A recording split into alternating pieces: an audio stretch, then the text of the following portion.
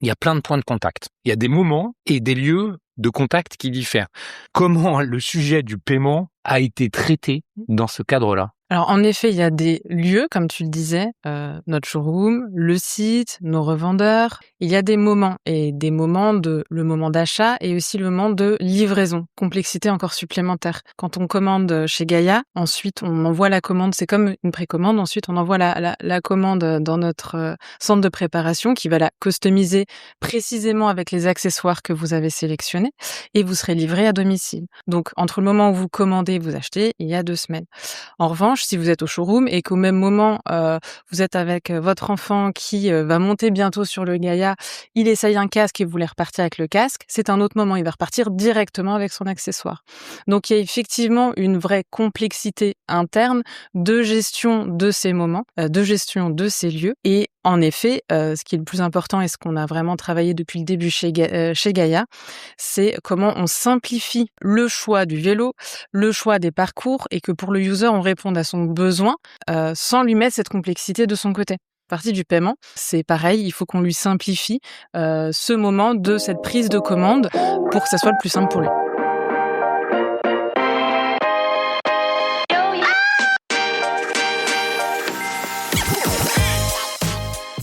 Bonjour et bienvenue sur les Digital Doers. Depuis 2019, je prends le temps de rencontrer celles et ceux qui façonnent et transforment le commerce en France, des dirigeants de marques, d'enseignes, de plateformes, de DNVB ou de solutions qui vivent de l'intérieur les grandes mutations du commerce.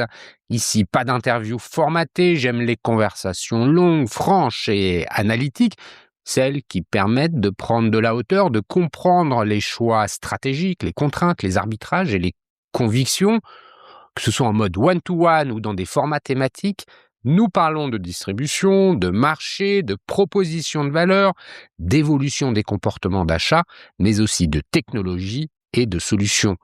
Chaque semaine, je vous propose un nouvel épisode. Pour en être notifié, vous pouvez vous abonner à la plateforme d'écoute de votre choix. Enfin, pour suivre l'actualité du podcast et de notre écosystème, vous pouvez également me retrouver sur LinkedIn, Instagram, TikTok, Facebook, ainsi que sur mon groupe WhatsApp et bien évidemment sur lesdigitaldoers.com. Tous les liens sont en description de cet épisode. Bonne écoute, toujours sans coupure. Commençons aujourd'hui par une petite histoire. Un client découvre un vélo Gaïa dans un showroom, il l'essaye, échange avec un conseiller, puis rentre chez lui pour poursuivre sa réflexion. Quelques jours plus tard, il finalise la configuration de son vélo sur le site, choisit une solution de financement, commande quelques accessoires disponibles immédiatement et attend la livraison de son vélo. Vu du côté client, l'expérience paraît relativement simple. Vu de l'entreprise, c'est une autre histoire. Car derrière cette commande, il faut coordonner les canaux de vente, les partenaires, les flux logistiques, les solutions de paiement et des outils qui doivent fonctionner ensemble sans que le client ne voit la complexité qui se cache derrière. Alors comment tenir la promesse de paiement dans un environnement omnicanal de plus en plus fragmenté? Pour répondre à cette question et à beaucoup d'autres, j'ai le plaisir d'accueillir deux invités de marque. Lucie Brouard, qui est responsable expérience client et opération chez Gaïa, justement. Cette entreprise qui est en pleine croissance conçoit et commercialise des vélos électriques destinés aux usages du quotidien. Mais peut-être ou même certainement connaissez-vous déjà ces vélos cargo dont la proposition de valeur est centrée sur la mobilité familiale et urbaine. Le rôle de Lucie lui donne donc une vision particulièrement concrète des arbitrages nécessaires pour faire fonctionner un modèle qui combine vente directe, espace de vente, configurateur en ligne, réseau de partenaires et solutions de financement. À ses côtés, Paul-Louis Bénard, qui est directeur des partenariats e-commerce chez Payplug. Au contact de nombreux commerçants et e-commerçants, il accompagne les réflexions autour du paiement et observe la façon dont les entreprises cherchent à concilier simplicité côté client et sophistication croissante de leurs opérations. Au cours de cette conversation, nous allons d'abord nous intéresser à ce qui distingue la vente d'un produit à panier élevé d'un achat plus classique. Nous verrons ensuite comment l'omnicanalité transforme concrètement la relation entre une marque et ses clients. Nous nous demanderons alors quel rôle joue le paiement dans cette équation et comment il peut accompagner ou parfois fragiliser l'expérience d'achat. Enfin, nous prendrons un peu de recul pour comprendre comment les marques arbitrent entre simplicité côté client et maîtrise de leurs opérations. Et Lucie, pour commencer, lorsqu'on vend un produit à plus de 3000 euros, qu'est-ce qui change fondamentalement dans la manière dont les clients peuvent prendre leurs décisions d'achat?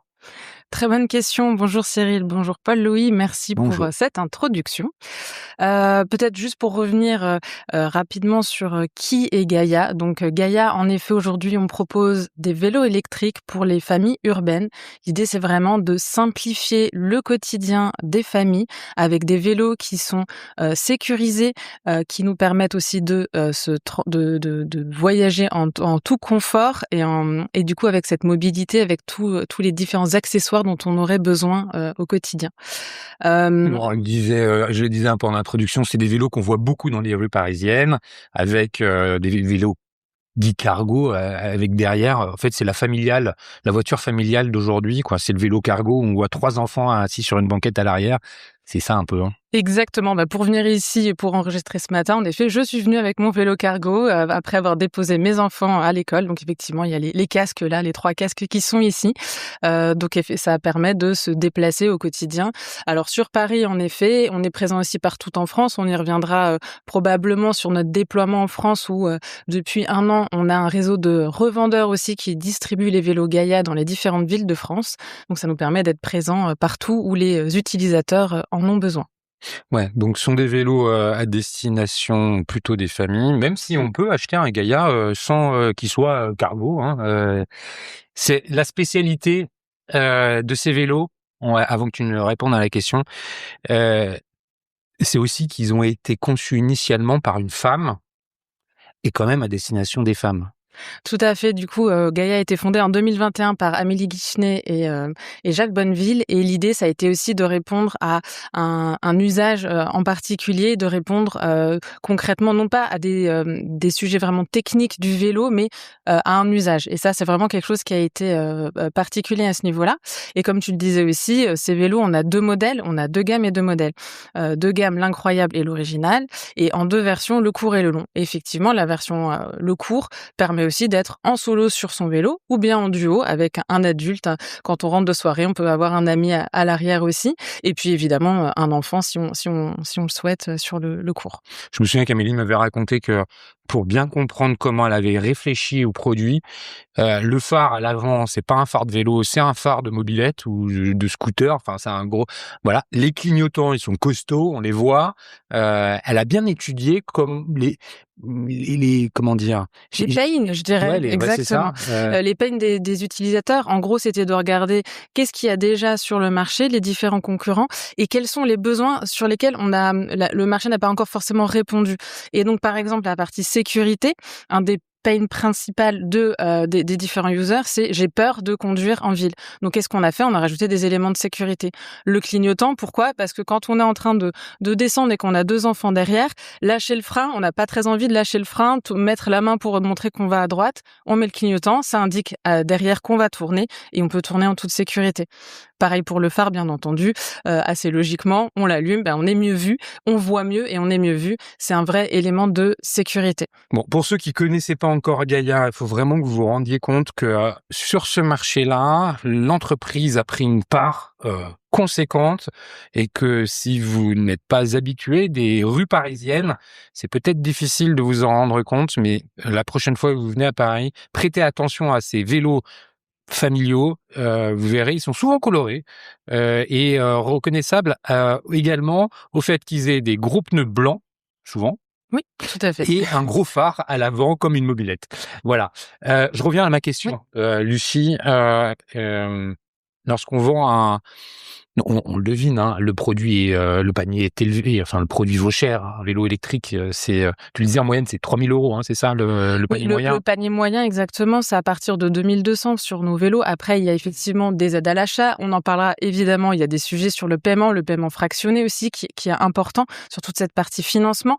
Mais c'est, bien entendu un achat qui est mûri, qui est anticipé, qui est planifié et qui s'anticipe dans les dépenses du foyer. Donc c'est très rarement un achat, impulsif ou quoi que ce soit, donc ça s'anticipe et il y a un vrai parcours de réflexion de nos utilisateurs avant de se lancer dans l'achat de ce type de vélo.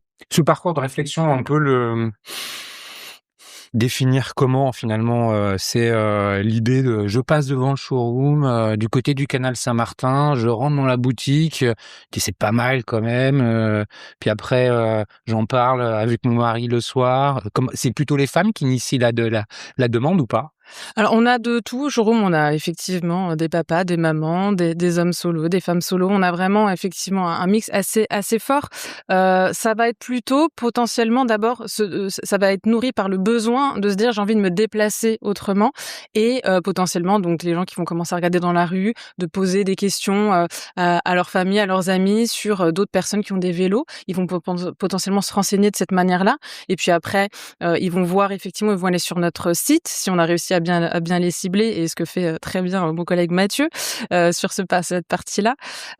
Donc après, ils vont voir effectivement des communications de Gaïa, de se dire: «Bah, ça va peut-être répondre à mon usage», donc ils vont aller sur le site, commencer à se renseigner et puis, on se rend compte que de plus en plus, les personnes veulent quand même, c'est un produit qu'ils veulent aller toucher, essayer, vérifier que ça correspond bien à leur usage, donc il va y avoir très souvent un moment aussi physique avec le vélo. Donc je me rends au showroom, notamment sur Paris, pour venir essayer le vélo. D'abord, parfois tout seul et puis ensuite je reviens le week-end, avec les enfants pour voir en effet aussi si, toute la famille, Mmh. ça correspond bien, à tout le monde. Hem Et puis ensuite, bah, soit du coup, l'achat était suffisamment mûri et du coup nos conseillers au showroom vont accompagner, le client dans son processus d'achat directement au showroom, qui sera ensuite livré, chez lui.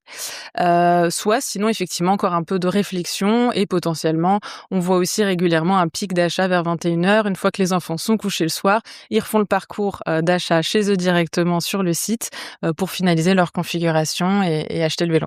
L'immense majorité des ventes s'effectuent en ligne. Alors nous, en fait, toutes nos ventes vont se faire sur notre site e-commerce, y compris quand on est en boutique. On utilise notre front, directement pour passer commande. Mais ce que je veux dire par là, c'est que la partie boutique, Mmh. utilise le front e-commerce, mais qui est quelque part une vente physique, Tout à puisqu'on fait. est en point de vente, elle représente quel pourcentage des ventes? Ça là, alors la partie e-commerce reste quand même une très C'est grosse ça, majorité ouais. de nos ventes, aussi parce que nous avons, beaucoup de plus en plus de recommandations, puisqu'effectivement, que ce soit du parrainage ou bien des personnes Mmh. qui vont voir dans la rue et cetera, ils auront pu avoir aussi ce contact physique autrement qu'avec nous, la marque. Nos principaux ambassadeurs sont nos clients, hein, directement qui vont en parler, et vont présenter le produit. Donc une plus grande majorité en effet reste quand même le e-commerce et puis, la boutique permet d'accompagner un certain nombre de ventes et puis notre réseau de partenaires qui a démarré l'année dernière aussi prend le relais dans les différentes villes, de France.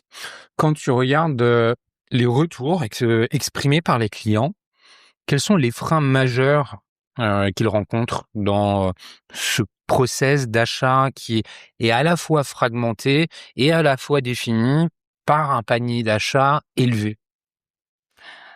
Ils vont surtout s'assurer que ça réponde bien à leurs besoins. Donc ils vont essayer et tout à fait normal, plusieurs modèles, donc ils vont se renseigner d'abord sur l'offre, essayer de bien comprendre cette partie-là et puis ensuite nous, effectivement, ils vont comme on le disait au démarrage, c'est un achat qui est planifié. Donc ensuite, il faut qu'ils, planifient aussi cette dépense, dans leur foyer. Donc soit ils attendent, potentiellement, quelques mois, à la fin du mois et cetera. Il y a aussi des dossiers de financement qui peuvent être faits, avec leur banque, par exemple. Et puis après, nous, effectivement, en tant que service, on leur offre aussi des possibilités de paiement en plusieurs fois, du 3 fois, sans frais, par exemple, ou bien après des financements en 12, 24 ou 36 fois. Bah, merci de me passer, la parole aussi facilement pour, enfin, la retransmettre à Paul Louis. Paul Louis, est-ce que tu peux te représenter, et puis présenter, Payplug, même si un certain nombre de personnes le connaissent déjà. Avant que je te pose une question liée au commentaire de Lucie sur effectivement à partir de quand on considère qu'un panier est élevé, ou surtout à partir de quand il commence à changer le comportement d'achat, tu vois. Parce que t'as une bonne vision. Déjà, merci pour l'invitation, Cyril. Donc, Paul Louis, je suis directeur des partenariats e-commerce chez Payplug. Donc, Payplug, on est un prestataire de paiement. On accompagne à peu près 20 000 commerçants aujourd'hui, répartis entre 80% à peu près d'e-commerçants et pour le reste des commerçants en dur. Notre rôle, c'est vraiment de faciliter en fait cette partie paiement, tunnel de paiement, à la fois dans l'acceptation, donc c'est-à-dire le nombre de méthodes de paiement qu'on va proposer, et dans l'acquisition, c'est-à-dire de faire en sorte que les paiements passent le plus facilement possible, tout en ne rognant pas sur la sécurité. Ça, c'est vraiment vraiment important. En fait, il n'y a pas de règle précise sur à partir de quel montant on estime qu'un panier est élevé. C'est plutôt cette règle-là, elle va être différente en fonction des secteurs d'activité et en fonction des pays. Pour l'avoir vécu, moi j'ai travaillé aux Pays-Bas. Ce que dit Lucie à l'instant, c'est assez intéressant, c'est qu'en fait on planifie une dépense d'un vélo potentiellement à 2000, 2500, 3000 euros, mais c'est propre au marché français, parce qu'on n'est pas habitué à ce type de dépenses. Lorsqu'on va aux Pays-Bas, on achète un vélo électrique à 6000 euros, on sort sa carte et c'est planifié dans le temps parce qu'on n'achète pas un vélo toutes les semaines, mais disons que la dépense, elle se fait beaucoup plus facilement parce que c'est dans les mœurs. Mais attends, il n'y a pas qu'une question de mœurs, il y a une question de capacité financière. On crache pas 6 000 euros comme ça. Non, bien sûr, mais ce que je veux dire, c'est que quand tu vas aux Pays-Bas, à Amsterdam par exemple, le pouvoir d'achat à Amsterdam est relativement équivalent à celui de quelqu'un qui vit dans Paris, dans le 9e arrondissement par exemple. La capacité d'achat d'un vélo à 6 000 euros n'est pas la même, ou en tout cas le fait de planifier cet achat-là est beaucoup plus facile, entre guillemets, pour un habitant néerlandais, en l'occurrence à Amsterdam, qu'un habitant français, notamment là, c'est là à où Paris. tu dis l'aspect culturel joue sur... Exactement. Parce que c'est vrai que les Pays-Bas et le vélo, ça fait qu'un depuis très longtemps. Ouais, exactement. Et puis, en fait, il y a aussi une chose, c'est pourquoi est-ce que Gaïa aujourd'hui fonctionne aussi bien. Je fais une rapide parenthèse, mais pourquoi Gaïa fonctionne aussi bien? Parce que Gaïa est différenciant, parce que Gaïa apporte une autre plus-value au marché. On parlait justement, Lucie, de la sécurité. Tu vas à Amsterdam, c'est sécure de se balader en vélo. Tu peux aller n'importe où. Je veux dire, quand tu es dans l'hypercentre d'Amsterdam, tu te balades partout en vélo. Les vélos n'ont pas besoin d'être ultra sécurisés. Gaïa apporte aussi une autre plus-value au marché, c'est d'avoir en fait cette possibilité d'avoir un vélo qui soit sécurisé en ayant ses enfants derrière soi, tout en étant dans un environnement qui est moins sécurisé qu'on peut l'avoir dans d'autres villes européennes comme Amsterdam ou comme Berlin par exemple, avec des grands axes cyclistes. Et donc, si on en revient vraiment à la partie paiement et notamment au panier moyen, en fait, le panier moyen va vraiment différencier en fonction de le panier élevé, ce statut de panier élevé va vraiment différencier à partir du moment où tu vas t'adresser à telle ou telle clientèle. La clientèle de Gaïa est une clientèle qui est relativement, je sais pas si on peut dire aisée. Moi, dans mon esprit, en tout cas, c'est une clientèle qui a les moyens de s'acheter un vélo à 3 000 euros, ce qui est pas le cas de tout le monde. Et donc, en fait, c'est là où on voit que c'est relativement intéressant, c'est que tu vas avoir des marques de cosmétiques, par exemple, qui vont adresser une clientèle Gen Z, voire Gen Alpha, qui vont considérer que 60 euros, c'est un panier moyen élevé, et qui, donc, dans ces cas-là, vont proposer des méthodes de paiement type Scalapay, qui vont proposer, du coup, du paiement fractionné à partir de 5 euros. Le Gaïa, pour une marque comme Gaïa, est-ce que 1500 euros, c'est un panier élevé? Je sais pas. Est-ce que tu vois par exemple que plus le panier, et moi pour avoir vu ça, il y a certaines marques où tu remarques en fait que tu as les paniers, j'allais dire les 30 premiers pourcents, le premier tiering où tu vas avoir tu vas avoir assez peu de paiement fractionné. Tu vas avoir ensuite le deuxième tiering qui va potentiellement être entre 100 et 400 euros où tu vas avoir là du panier du paiement fractionné qui va être utilisé. Et bizarrement, au-dessus, il y en a de moins en moins. Pourquoi? Parce qu'en fait, plus tu vas acheter cher, plus potentiellement tu es en mesure de pouvoir dépenser en une fois.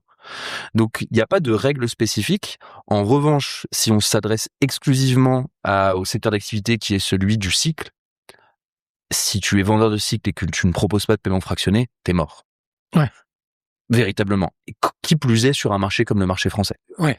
D'ailleurs, Lucie, tu connais la proportion de paiements fractionnés dans les achats qui sont effectués? On est sur une 30% sur nos achats en paiement fractionné, en effet. Et puis, on a aussi quelques paiements en virement de temps en temps, mais sinon, sur nos achats en ligne, on est sur une 30% tout cumulé.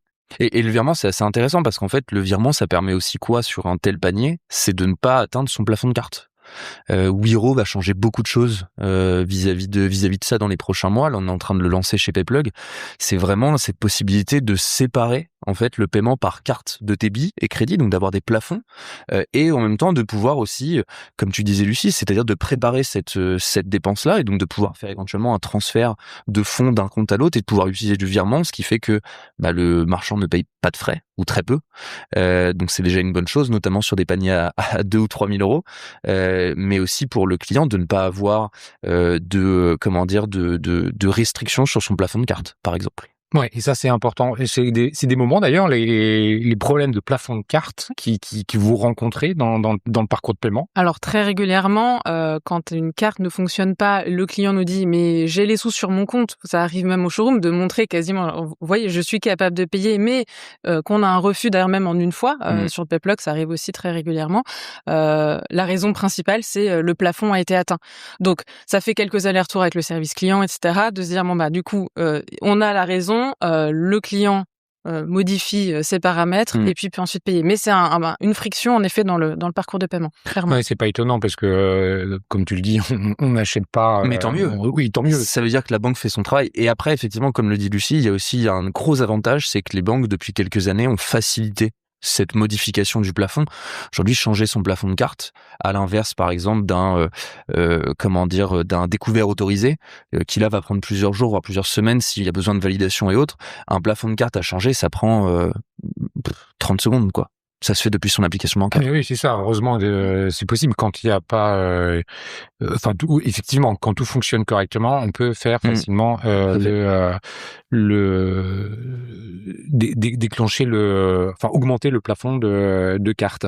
Et peut-être juste pour rebondir sur l'idée que de la réassurance, le 3D Secure, par exemple, effectivement, c'est une étape supplémentaire, mais clairement pour nos clients, ça reste un élément de réassurance parce que pour un tel montant, on est rassuré de se dire qu'il y a quand même une vérification qui est faite. Mais ça me paraît tellement évident. Mais je préfère juste non, mais t'as raison. Alors que le frictionless, on le voit sur des montants beaucoup plus petits, habituels, type les paiements qu'on fait régulièrement sur Amazon, on est content de l'avoir. C'est-à-dire pas de 3D Secure, ça passe tout seul, on est reconnu, identifié, c'est quand même hyper appréciable. Exactement. En revanche, sur les paniers élevés, si on le voit pas arriver, on se dit « Ouh, putain ». Est-ce que je me suis pas fait avoir? Ouais. Et encore une fois, là, ça a un vrai intérêt, c'est que beaucoup de marchands et à raison pour certains sujets se plaignent notamment du cadre législatif, en tout cas de l'encadrement européen vis-à-vis des règles de paiement et de sécurité et tout. Faut juste se dire une chose, c'est que si ces règles elles existent, c'est à la fois pour la sécurité des banques, évidemment, parce que en fait ça coûte cher aussi de faire de supporter un chargeback, mais c'est aussi et surtout pour la sécurité des payeurs. Aujourd'hui, d'acheter un vélo à 2200 € et de pas avoir de vérification d'identité, qu'elle soit biométrique ou numérique, ça peut être très compliqué. C'est pas le cas dans tous les pays. On a la chance d'être dans l'Union européenne et d'avoir cette DSP2 qui encadre tout ce cadre législatif. Effectivement, beaucoup de marchands, beaucoup de clients qui achètent sur un site, notamment des cosmétiques pour 30, 50, 100 € vont se plaindre. Mais je comprends pas, je préfère passer par Apple Pay, j'ai pas cette vérification. Je vois mal mes parents acheter un vélo et se complaire de ne pas avoir de 3D Secure sur un paiement à 2500 €, quoi. Non, on est bien d'accord, et c'est pour ça que la fraude dans la zone euro, c'est la zone au monde où la fraude dans le paiement est la plus basse. Tout à fait. En France en particulier. On est bon dans la lutte contre la fraude sur les paiements. Merci pour avoir introduit un peu tout ça sur ces enjeux-là. On va ouvrir la discussion autour de l'omnicanalité. Pourquoi? Tout le monde connaît, on va pas redéfinir l'omnicanalité, on vend à différents endroits et il faut unifier tout ça. Mais quand on parle de paiement, justement, dans l'omnicanalité, il y a une complexité qui s'ajoute. T'as ton panier élevé, t'as différents points de contact, tu as commencé à répondre, on a un même front partout. Cependant, on peut rajouter des accessoires, on peut avoir du paiement fractionné, donc dans l'omnicanalité, tu l'as décrit tout à l'heure, il y a plein de points de contact et plein de moments. Il y a des moments et des lieux de contact qui diffèrent.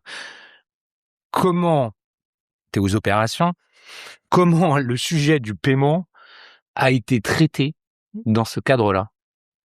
Alors en effet, il y a des lieux, comme tu le disais, notre showroom, le site, nos revendeurs, il y a des moments et des moments de le moment d'achat et aussi le moment de livraison, complexité encore supplémentaire. Quand on commande chez Gaïa, ensuite on envoie la commande, c'est comme une précommande, ensuite on envoie la commande, dans notre, centre de préparation qui va la customiser précisément avec les accessoires que vous avez sélectionnés et vous serez livré à domicile, sous les 2 semaines. Donc entre le moment où vous commandez et vous achetez, il y a 2 semaines. En revanche, si vous êtes au showroom et qu'au même moment, vous êtes avec, votre enfant qui, va monter bientôt sur le Gaïa, il essaye un casque et vous voulez repartir avec le casque, c'est un autre moment, il va repartir directement avec son accessoire. Donc il y a effectivement une vraie complexité interne de gestion de ces moments, de gestion de ces lieux et en effet, ce qui est le plus important et ce qu'on a vraiment travaillé depuis le début chez Gaïa, c'est comment on simplifie, le choix du vélo, le choix des parcours et que pour le user, on réponde à son besoin en fonction de ce qu'il a effectivement donc de ses besoins, sans lui mettre cette complexité de son côté.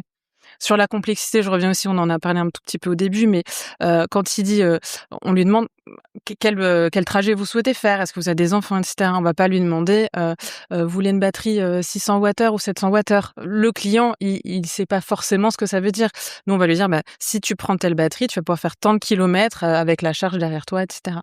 Donc, comment on lui simplifie tout ça? Et la partie du paiement, c'est pareil, il faut qu'on lui simplifie ce moment de cette prise de commande pour que ça soit le plus simple pour lui.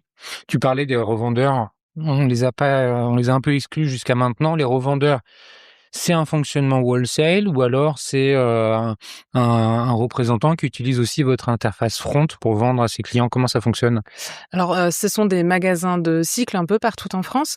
Ils vont pouvoir donc ils ont des vélos Gaïa en démonstration, chez eux et vont pouvoir en effet, vendre les vélos Gaïa et prendre, on a développé un front pour eux, pour qu'ils puissent prendre la commande du client directement et ça rentre aussi dans notre back office directement, pour qu'on puisse ensuite préparer la commande, des C'est clients. hyper important, tu le précises, parce qu'on voit bien que cette complexité omnicanale à raccrocher à un panier élevé, elle est quand même hyper tangible dans la description que tu fais, en fait, tu vois. C'est vraiment un parcours qui est fragmenté. Je sais pas si on peut aller plus loin là-dedans. Et on le disait en introduction, effectivement, pour que tout ça soit hyper simple, fluide pour le client derrière, il y a une complexité monumentale du côté des opérations, du côté des paiements.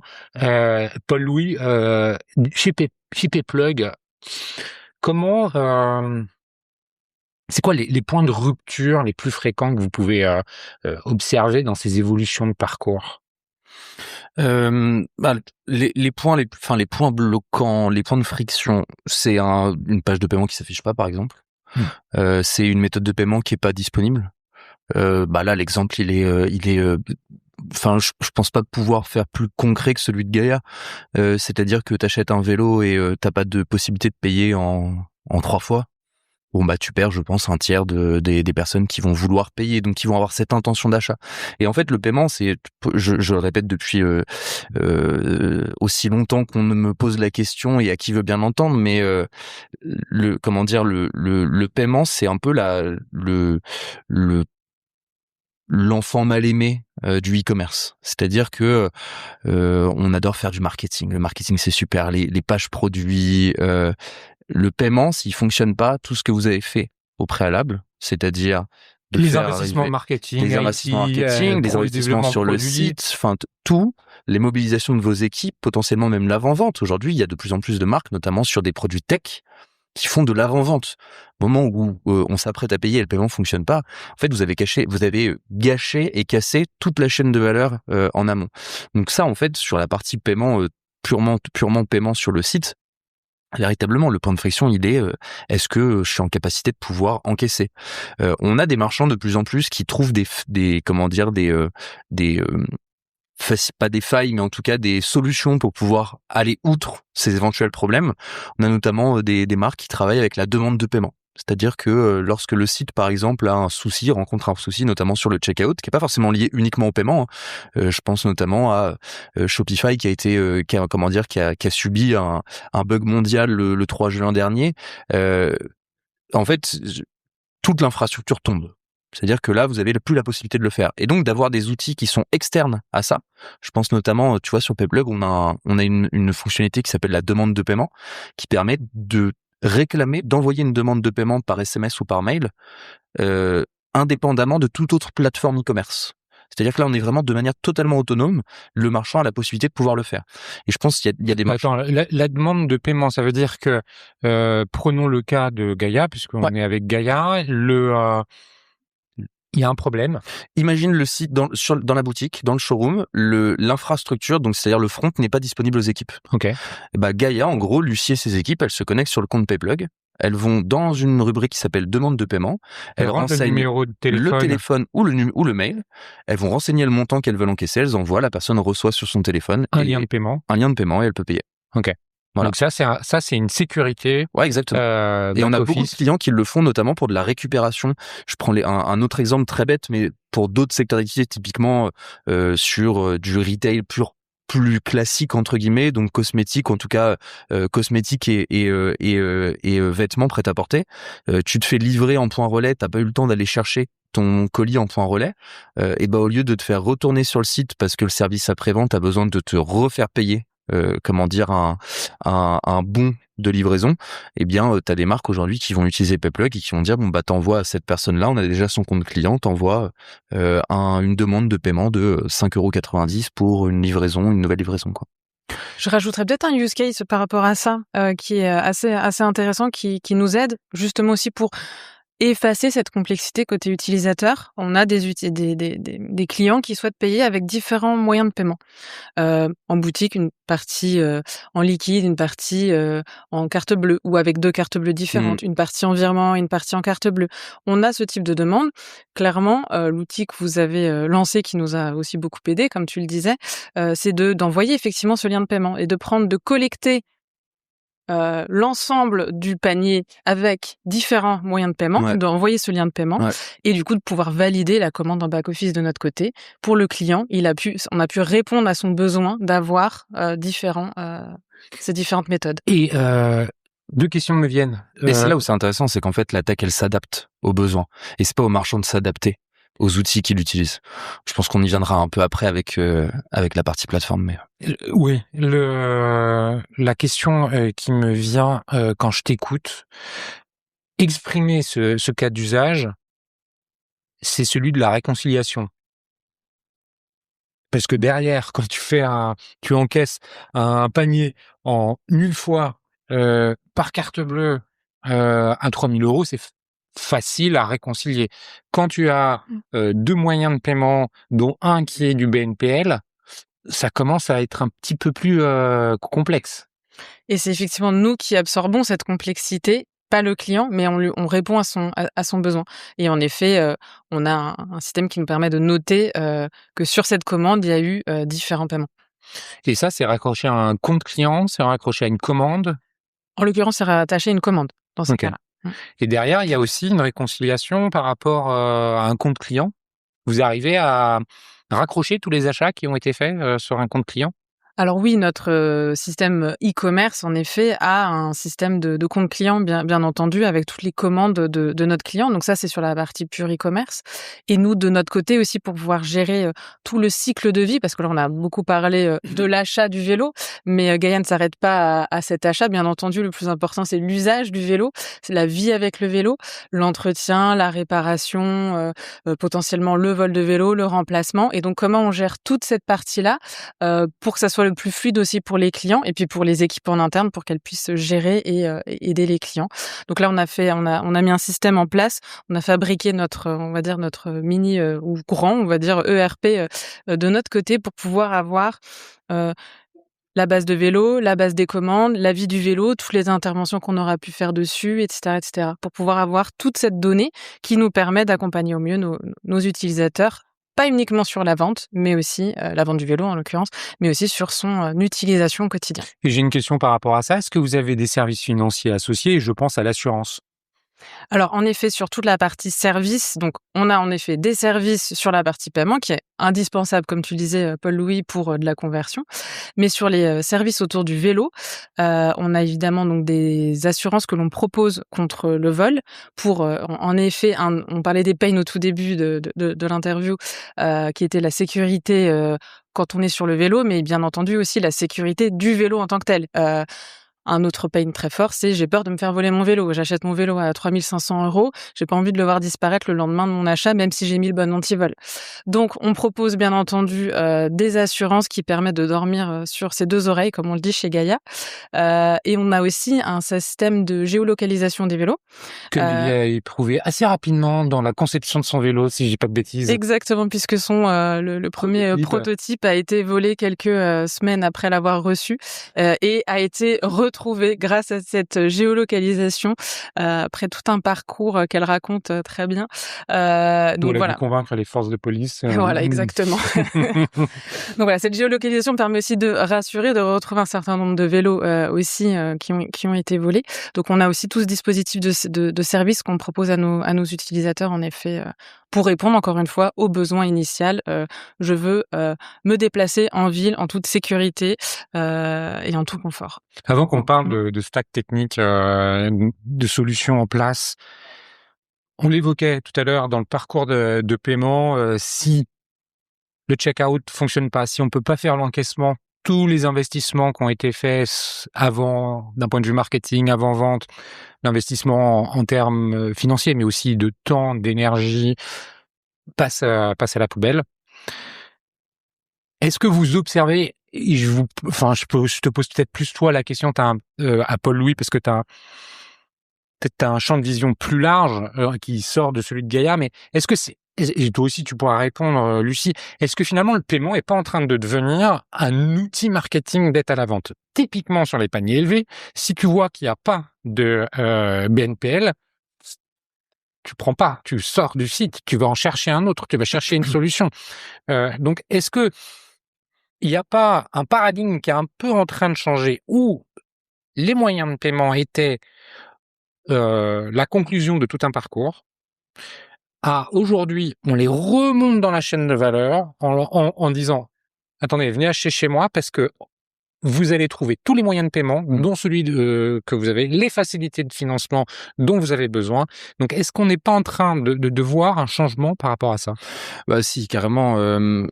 En fait, le paiement était, ça fait à peu près 30 ans qu'on fait du paiement en gros en e-commerce. Les premiers e-commerce, comment dire, PayPal, c'est fin des années 90. Donc tu vois, ça fait une petite trentaine d'années en gros qu'on fait ça.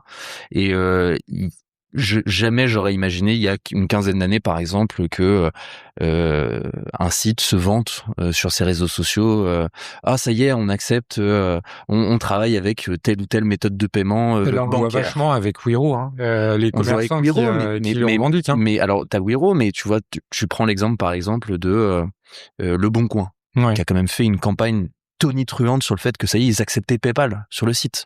En fait, le paiement est devenu un argument de vente en même temps qu'il est de plus en plus un outil de friction en moins, si tu veux. C'est-à-dire que aujourd'hui, quand tu vas sur un site e-commerce retail classique, la plupart du temps, tu vois quoi? Tu vois en haut, t'as un bandeau, c'est on accepte le paiement 3 fois. Enfin, je veux dire, avant, c'est quelque chose qui était réservé à on vous livre en 48 heures ou la nouvelle collection est arrivée, on fait moins 50 au bout de produits. Maintenant, on dit qu'on accepte telle ou telle méthode de paiement. Je pense que ça passe aussi par une force, c'est notamment des méthodes de paiement, des solutions de paiement, des prestataires qui sont très forts d'un point de vue marketing, qui ont martelé des messages. Je pense à des Klarna. Quand tu vois les pubs dans le métro de Klarna. Ouais, Klarna, PayPal avec le paiement en 4 fois. Enfin, c'est devenu un vrai argument de vente. Les solutions de paiement de ce type-là, Scalapay beaucoup plus récemment arrivé, mais qui fait un énorme travail aussi dessus. Enfin, Scalapay, moi, quand je suis allé au cinéma en 2023, je vois Scalapay en pub payer en 3 fois. Prenez le temps de payer en 3 fois. Enfin, on est quand même rentré dans une ère où les solutions de paiement sont des leçons de marketing. Et à côté de ça, tu vois, des clients qui sont demandeurs du coup. En fait, le transfert de besoins, il a shift d'abord c'était les marques qui proposaient, maintenant ce sont les clients qui demandent. Ah ouais, mais vous proposez pas de paiement en 3 fois. Ah, vous proposez Klarna, mais moi je préfère payer Scalapay. En fait, c'est devenu ça, c'est devenu une sorte de triangulaire entre les marques, les clients et les prestataires. Et c'est le besoin et l'envie de chacun à pouvoir proposer ça. La marque, le besoin de le proposer pour des questions de conversion. Le client, l'envie de payer avec ça parce qu'en fait, ça rentre dans ses usages, quoi. Et c'est tellement ancré qu'on observe même, je vais te passer la parole, Lucie, tu vas me dire d'ailleurs si tu es d'accord avec cette affirmation, c'est qu'il y a une adoption des moyens de paiement qui diffère en fonction des générations. C'est-à-dire que les personnes de ma génération sont plus à l'aise avec PayPal, les personnes de la Gen Z plus à l'aise avec Alma, Scalapay ou Klarna. Lucie, Alors nous, tout ce qu'on vient de oui. dire, ça résonne comment pour toi? Tout à fait d'accord avec l'idée que on a absolument besoin en tant que marchand de proposer ce type de paiement, notamment sur ces paniers élevés, comme on le disait au démarrage. Nous, effectivement, on propose le 3 fois sans frais. Comme je disais aussi, le 12, le 24 ou le 36 fois. On travaille aussi actuellement sur une offre de location aussi de Gaïa qui va, on espère, sortir assez prochainement parce que ça répond encore à un autre besoin. Mais ce paiement fractionné est un vrai argument en effet de côté vente pour pouvoir que ça soit sur notre site ou en boutique. Assez rapidement dans le discours aussi, quand on sent les clients qui sont un peu en attente sur ce type de sujet, on leur en parle assez rapidement en disant mais sur votre paiement, vous pourrez le payer en 3 fois, vous pourrez le payer vous pouvez faire un crédit, vous pouvez on regarde les solutions avec le client. Et ça reste quelque chose de très important pour nos clients. On travaille aussi sur leur expliquer, alors notamment sur Paris, parce qu'il y a des sujets de subventions, d'aide à l'achat, etc. Ah oui, ça rend la chose encore plus compliquée, ça. Hein.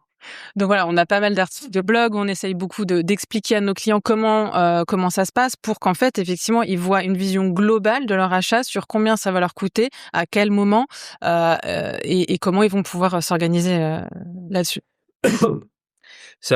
Oui, et donc on comprend que c'est remonté en amont de la chaîne de valeur dans le parcours d'achat. Parlons un peu plus tech là justement. Le paiement, les dispositifs de paiement, on comprend, c'est plus une simple étape. Ça agit plus comme une plateforme d'orchestration. Comment on fait pour est-ce que vous avez plusieurs PSP ou pas? Est-ce que vous avez plusieurs prestataires pour le BNPL, le paiement en plusieurs fois, le crédit? Comment s'organise votre dispositif technique qui vient soutenir toute une démarche qui est liée à un panier élevé dans un cadre hyper fragmenté de l'omnicanalité? Oui, alors tout à fait. Sur notre site e-commerce, au moment du checkout, on laisse la possibilité aux utilisateurs de choisir différents types de paiements. Donc, on travaille bien entendu avec Payplug. On travaille aussi du coup avec Alma et avec United. Et donc, on leur propose ces différents moyens de paiement directement sur le checkout.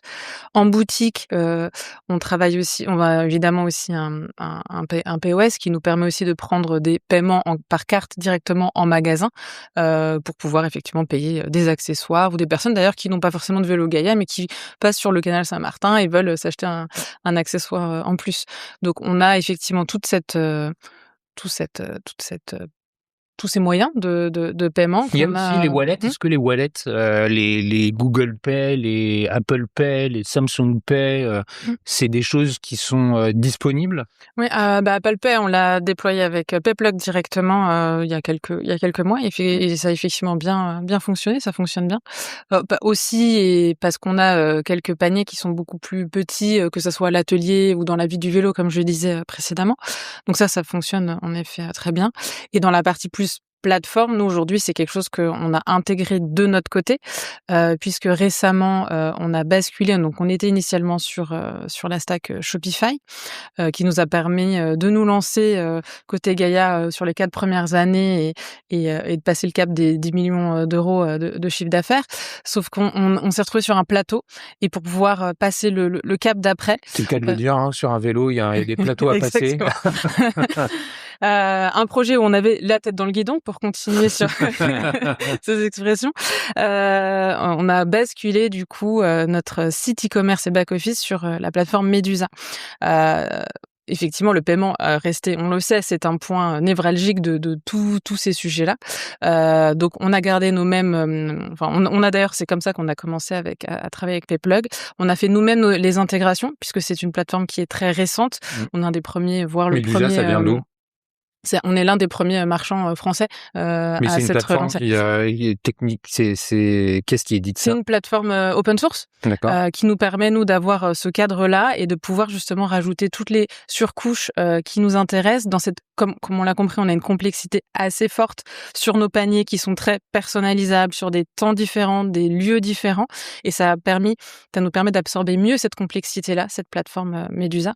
Et donc, on a fait les différentes intégrations avec les moyens de paiement que l'on connaît aujourd'hui. Et peut-être qu'à terme, et là, je laisse Paul-Louis en parler, de voir effectivement comment les moyens de paiement aussi s'intègrent aussi et créent des modules directement sur plus de plateformes pour que les marchands puissent aussi trouver leur compte plus facilement aussi quand ils souhaitent intégrer des plateformes. Paul-Louis. Alors pour répondre à ta question, ça vient d'Europe du Nord, Medusa. Si je pas je crois que c'est suédois. Ils sont 3 cofondateurs. T'as 2 cofondateurs notamment qui vivent en France. Et en fait, effectivement, on s'est rencontrés comme ça avec Lucie et Amélie. C'était lors de cette réflexion. En tout cas, vous aviez quasiment acté à ce moment-là. Donc c'était, si je dis pas de bêtises, je crois fin d'automne 2024, quelque chose comme ça. Et moi, à l'époque, j'avais, en tant que directeur des partenariats e-commerce, je m'intéresse absolument à tout ce qui se passe en e-commerce. Et je suis toujours très curieux de savoir quelles sont les plateformes de demain. Et quelques semaines avant qu'on se rencontre avec Lucie et Amélie, j'avais découvert Medusa. Et en fait, je suis tombé dedans complet. C'est déjà, je pense effectivement que le e-commerce sera headless demain. Je sais pas si tu veux qu'on revienne sur les différentes terminologies ou pas. Ouais, headless, je veux bien.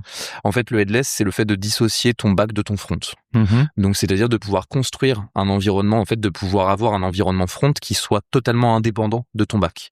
Ce qui veut dire que ton front est plus rapide, ce qui nécessite évidemment du développement, là où tu n'en as pas par exemple sur un Shopify. C'est quelque chose qui était très en vogue il y a encore 3 ans. Typiquement, des marchands qui vont être sur Shopify ont pu connaître Storyblock, par exemple. Ah, ok, parce que je comprends ce que tu es en train de dire. Parce que en fait, pour moi, c'est pas une nouveauté, c'est quelque chose qui avait disparu, mais qui revient. Ouais, exactement. Parce que les solutions complètement intégrées, type Shopify, c'est monolithique. C'est monolithique, ne Voilà, distingue pas le front du back. Ouais. Et effectivement, pouvoir dissocier ces deux aspects-là. Il y a une forme de complexité de maintenance, mais il y a une fluidité d'utilisation pour le front qui est... Il y a une fluidité, il y a des capacités qui sont phénoménales. En fait, je pense que Lucie a très bien imagé le besoin, c'est qu'en fait, quand on est une marque comme Gaïa, on a des besoins qui sont ceux de nos clients, c'est-à-dire des besoins spécifiques auxquels répondre, et donc une complexité à encaisser. Et dans le cas de Gaïa, cette complexité à encaisser, elle se serait faite effectivement davantage sur un environnement headless open source que sur un environnement monolithique qui a des restrictions. En fait, le principe, et c'est Shopify ou d'autres, un environnement monolithique fait qu'il y a un cadre. Ouais, et typiquement, pour pouvoir proposer aux revendeurs les solutions d'encaissement adaptées à eux, avec un front adapté à eux, ça, c'était pas possible autrement qu'avec une solution où le front est indépendant. Ouais, mais exactement. Et quand tu regardes par exemple un Shopify avait commencé à énormément développer ce qu'on appelle Hydrogen notamment. Donc Hydrogen, c'était leur solution headless mais native de Shopify. Et ben ils sont revenus, ils ont plutôt décidé de lancer Horizon, qui est un thème encore plus puissant que les autres, mais toujours du coup dans un cadre SaaS et pas du tout dans une logique headless. Storyblock, par exemple, a beaucoup fait parler d'eux pendant longtemps. Ils reviennent un petit peu en puissance ces derniers temps. Storyblock, c'était vraiment un headless, un front headless, donc un CMS, et non pas un CMS, c'est pas une plateforme e-commerce. Il y a un distinguo à faire entre les deux. Ce qu'on appelle un CMS en France, c'est un peu vulgaire comme mot, plutôt sur une plateforme e-commerce.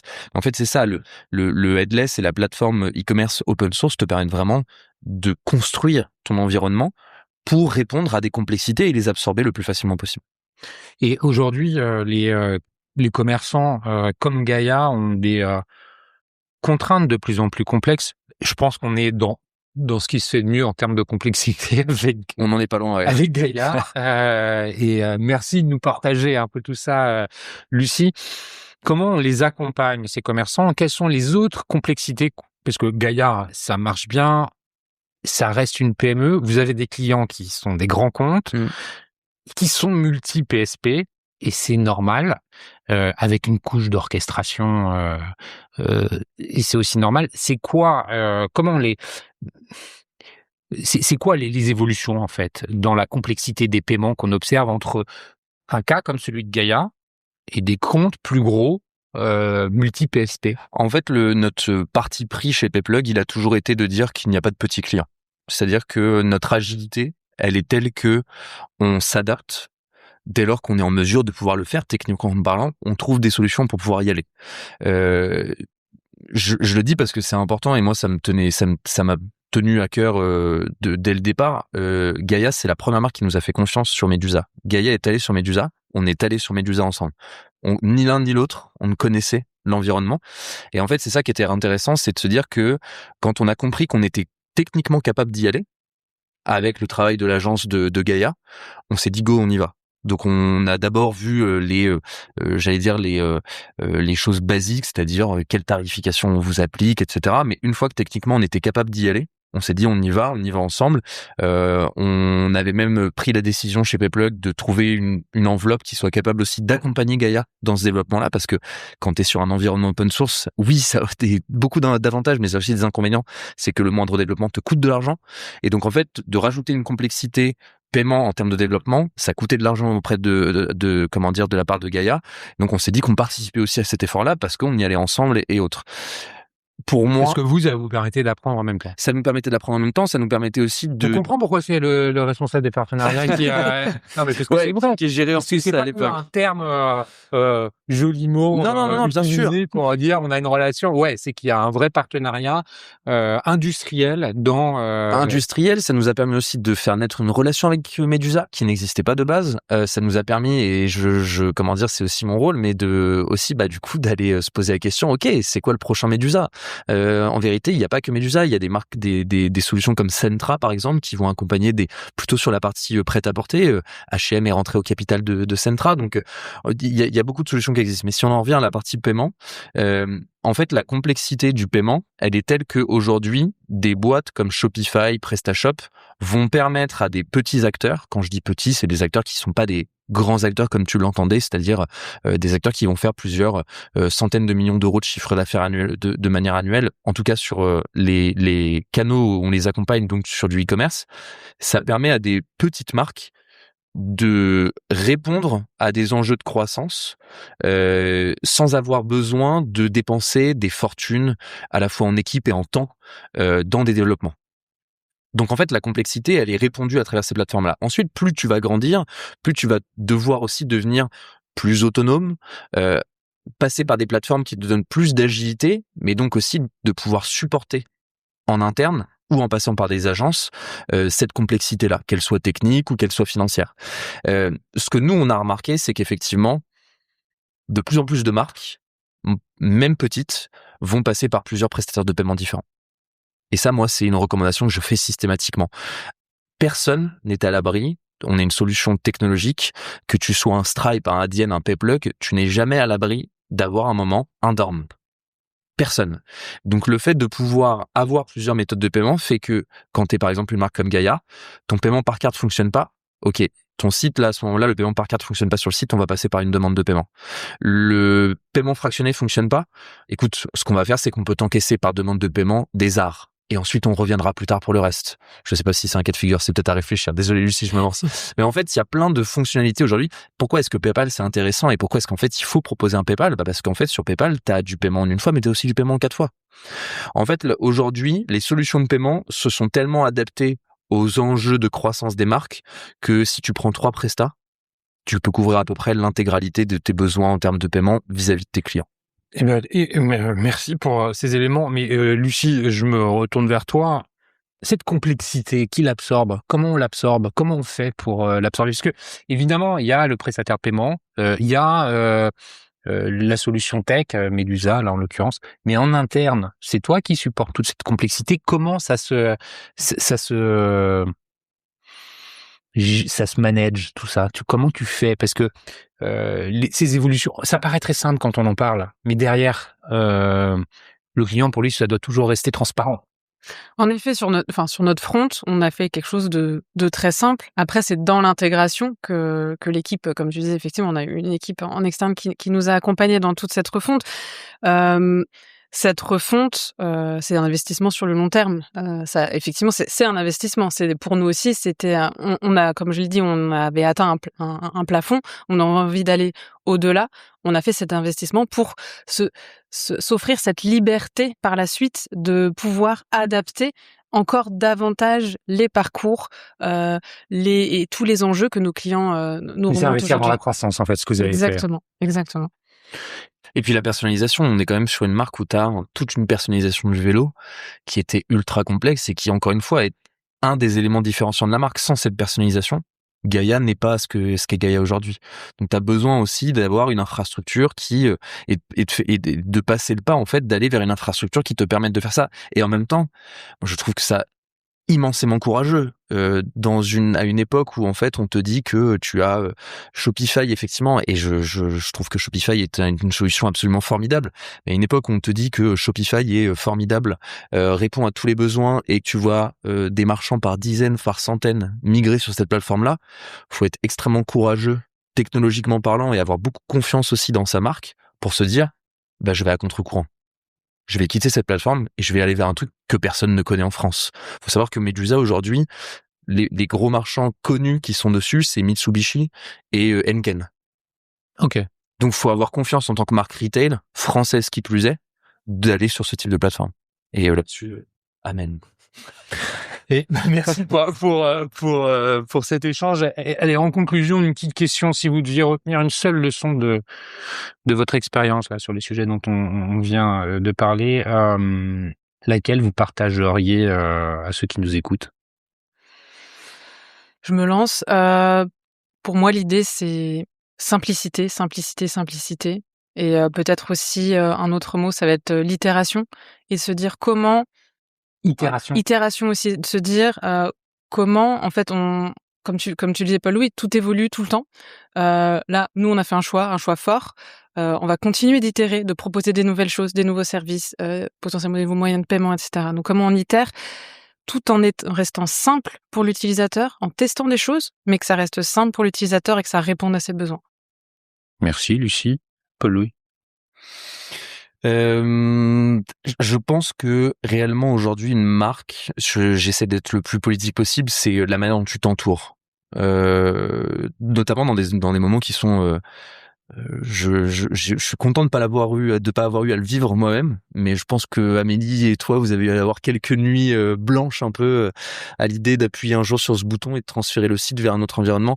Je pense, et je le dis de manière très très humble, le moment où tu t'entoures de prestataires qui te comprennent et qui t'accompagnent et qui te simplifient la vie sur des sujets sur lesquels normalement tu devrais pas avoir à te prendre la tête. Je pense le paiement par exemple. En fait, nous, ce qui a été très fluide aussi avec Lucie, c'est de se dire, à un moment, j'ai dit à Lucie, t'inquiète, ça va le faire, on s'en occupe. Enfin, focus-toi sur d'autres sujets et le paiement, ça va rouler. Et en fait, ça doit pouvoir s'appliquer en fait à beaucoup de choses, que ce soit sur la partie ads, la partie SEO.